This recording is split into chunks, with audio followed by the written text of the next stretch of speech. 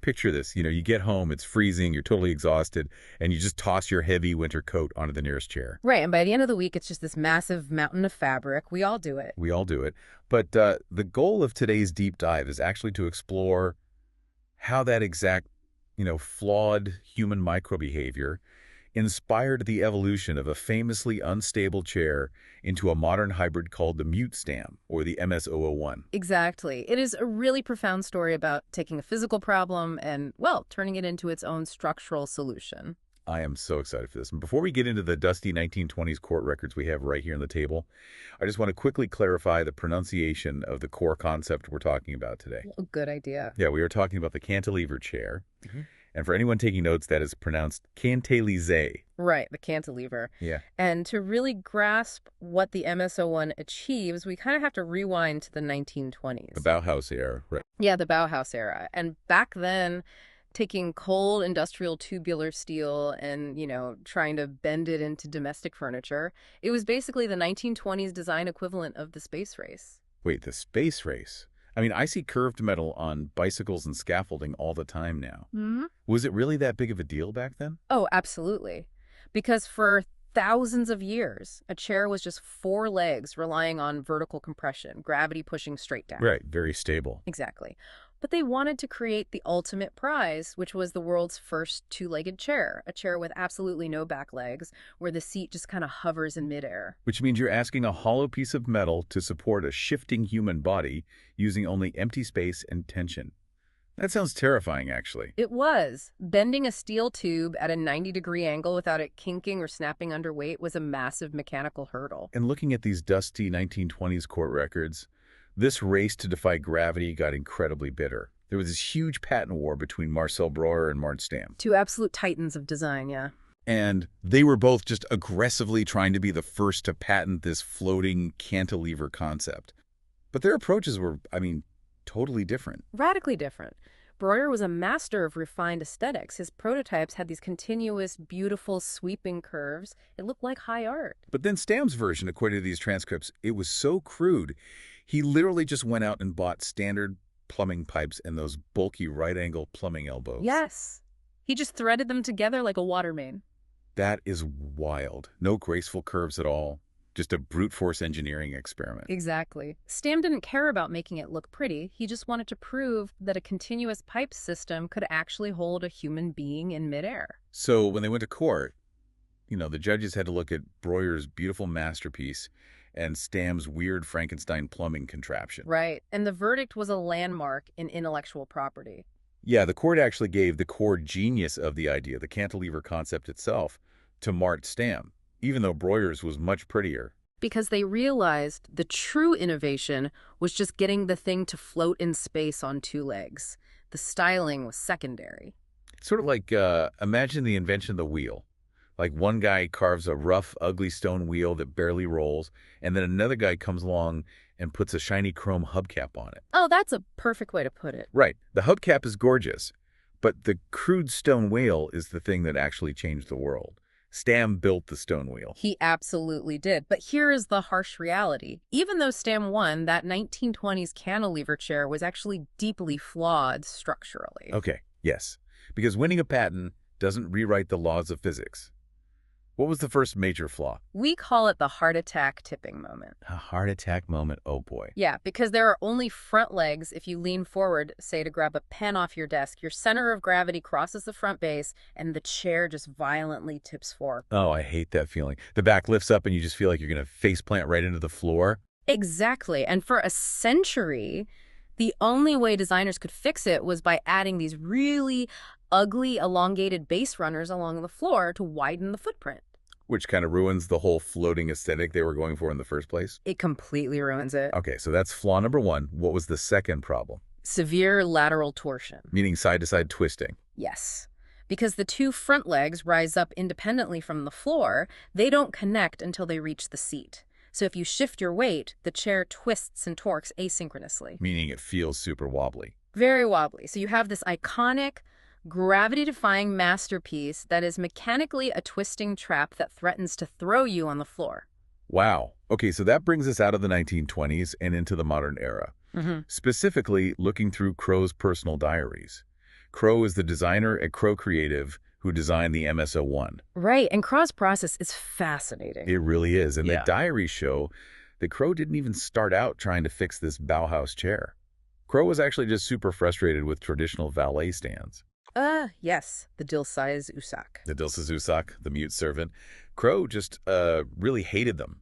Looking at the notes, Crow felt they were bulky, they created dead space, and they wasted mature trees just to hold the jacket so it doesn't wrinkle. From an architectural standpoint, it's a huge waste of premium square footage for something that does nothing 90% of the time. Right.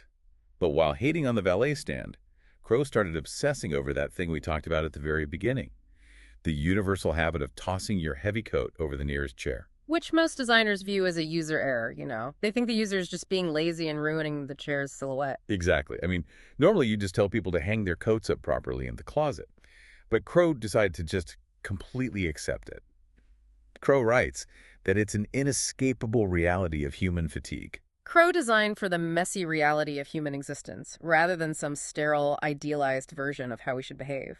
I have to admit, when I first read that, I pushed back. I was like, wait, so instead of just expecting adults to hang up their clothes, we are going to completely re-engineer a famously unstable 100-year-old chair to accommodate our laziness. It sounds kind of crazy when you put it like that. It does. But Crow decides to merge the valet stand with the cantilever chair. And to honor the 100th anniversary of the original invention, Crow ignores the Brewer aesthetics entirely. Right, and names it Dilsaiz Stam, or the Mute Stam, paying tribute directly to Mart Stam's original crude genius. But the way Crow actually designed it is so poetic.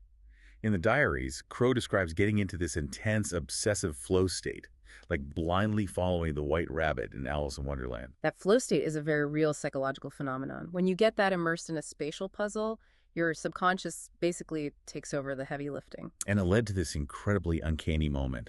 Crow was looking to cast an actor to play a young Mart Stam for a short promotional film, getting ready for a massive casting call. And then pure coincidence strikes. Yes. Crow looks across the office, and Abdullah, this 21-year-old intern who had just been sitting there the whole time, happens to have facial features completely identical to the 1920s photos of Mart Stam. Literally a 1 in a million resemblance. It's spine-tingling. Crow just walks over, asks him to be in the film, and the casting is done in 10 seconds. It feels like magic, but psychologically we can actually explain that through the reticular activating system, or the RAS. The RAS, what is that? It's a network of neurons in your brainstem that acts as an extreme filter. Your brain takes in millions of data points, but the RAS only lets you consciously notice what you are hyper-focused on. Oh, like when you buy a new car, and suddenly you see that exact car everywhere on the highway. Precisely. The cars were always there, but your RAS stopped filtering them out. Abdullah didn't magically morph into Mart Stam. He was always sitting there. Just doing his intern duties? Yeah, but because Kaw's brain was so obsessively saturated with Mart Stam's history, the RAS suddenly flagged Abdullah's face as highly relevant data. That is amazing. Obsession literally rewired Crow's visual perception of the room. But, okay, let's pull ourselves out of the psychology and look at these structural engineering drawings, because this is where things get genuinely terrifying. Oh, the physics of this design are a nightmare on paper. Right. Let's use the diving board analogy to explain how a cantilever works, because that really helped me. Sure, so imagine a standard diving board. One end is bolted firmly to the concrete deck, which is like the base of the chair on the floor. Okay, got it. And the other end floats freely out over the water, which represents the seat. When a diver jumps on the end, the board doesn't snap. It relies on elastic deformation. It bends, absorbs the energy, and bounces back. It holds you in midair. But looking at these blueprints, Crow is trying to attach a massive, heavy, tall steel coat rack directly onto this structure. Which seems insane, right? It is structural suicide. If you weld a heavy steel tower to the floating, bouncing end of the diving board, and then load it with soaking wet winter coats, Yeah. I mean, you are elevating the center of gravity so much. You're guaranteeing a catastrophic failure. Exactly. The heart attack moment we talked about earlier, this would make it 10 times worse. The second someone sits down, the whole thing should violently snap forward. It absolutely should. According to basic physics, the fulcrum point would be completely overwhelmed by that elevated mass. But the MS-01 actually exists, and it works. So I was staring at these drawings trying to figure out how Crow didn't break the laws of physics, And then I saw this stroke of genius in the schematics. It's beautifully subversive. The valet stand is not actually attached to the floating seat at all. Right. If you look closely at the product imagery, Crow completely redesigned the base. Yeah, the classic Bauhaus base is a continuous U shape on the floor, but Crow severs it right down the middle at the back. Leaving the rear base points completely untethered from the floating seat. So the tall pipes of the valet stand rise straight up from those severed back points on the ground. It creates a completely independent 90-centimeter frame that bypasses the seat entirely. It's its own grounded tower fighting gravity independently. Exactly. Ah. But here is where my mind was completely blown. Let's talk about the counter moment, or the Karsha moment in the notes. How does this separate frame fix the tipping problem? Okay, think of the chair like a seesaw. When you sit on the front edge, your body pushes down on the front, which makes the back base want to lift violently off the floor. Right, that's the tipping hazard. But because Crow anchored the heavy steel valet stand directly into those exact back points on the floor, its sheer physical mass pushes down exactly where the chair wants to lift up. Okay, wait. So when I throw my heavy, damp winter coats onto the valet stand, Yes. The combined weight of your coats travels straight down the pipes and applies massive downward pressure on the rear pivot point. that is just the paradox of weight. I was so afraid that hanging heavy coats would break the chair, but the heavy coats are the exact mechanism that locks it into a perfect, unshakable balance. Exactly. The opposing forces cancel each other out. The heavier the coat you throw on it, the safer and more stable the chair becomes for the person sitting in it. So the century-old tipping flaw is solved by the exact messy human behavior the chair was trying to accommodate. The mess literally becomes the anchor. It's brilliant, but we still have the second flaw to address. Right, the lateral torsion, Yeah. the wobbly side-to-side twisting. Because if Crow severed the base into two separate back points, wouldn't that make the independent legs even more prone to twisting? You would think so.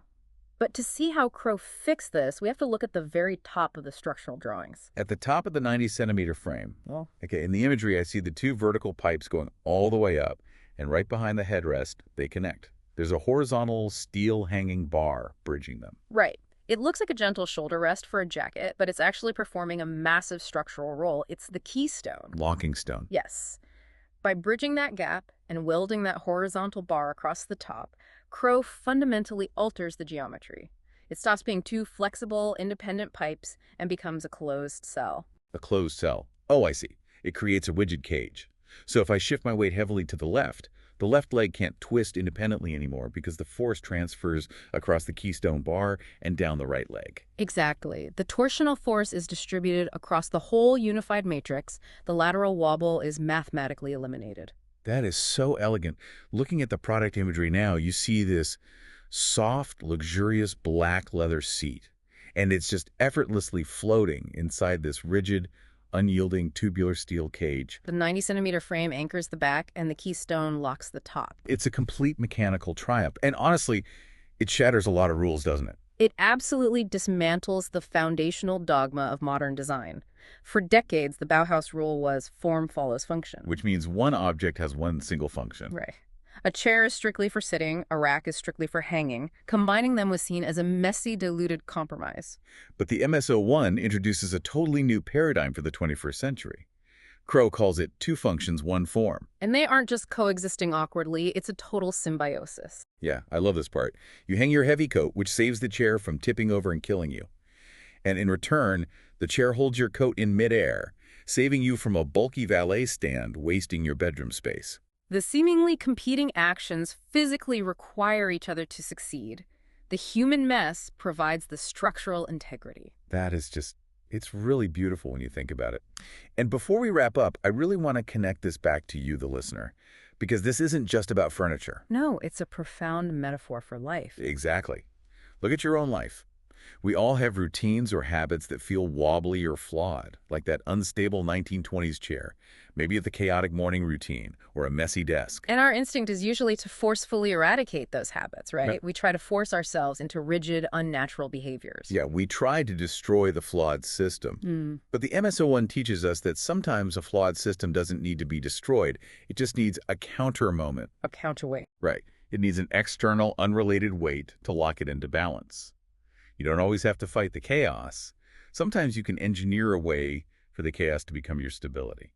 Which brings up a really provocative thought about the future. Oh, I know where you're going with this. Think about it. If Crow Creative can prove that our messy, unpredictable behaviors can be harnessed as structural load-bearing elements in furniture, what does that mean for macro architecture? Meaning, taking this physics and applying it to whole buildings. Yes. Could the houses of the future be designed so they literally physically rely on our daily chaos to hold the walls up? Like you have to leave your heavy books piled in a specific corner just to act as a counterweight for the ceiling. Exactly. Does it blur the line between our physical bodies, our mess, and the inanimate structures we live in? That is wild. The idea that our perceived behavioral flaws could become the load-bearing pillars of our homes. I love that. It completely changes how you view your environment. It really does. I can honestly promise you, Mm-hmm. after going through these diaries and blueprints today, I am never going to look at that massive, chaotic pile of laundry on my bedroom chair the same way again. It's not a mess anymore. It's a counter moment. It's a counter moment waiting to happen. Yeah. Well, thank you so much for joining us on this deep dive into the mute Stam, the genius of Mart Stam, and the physics of the cantilever. We will catch you on the next deep dive.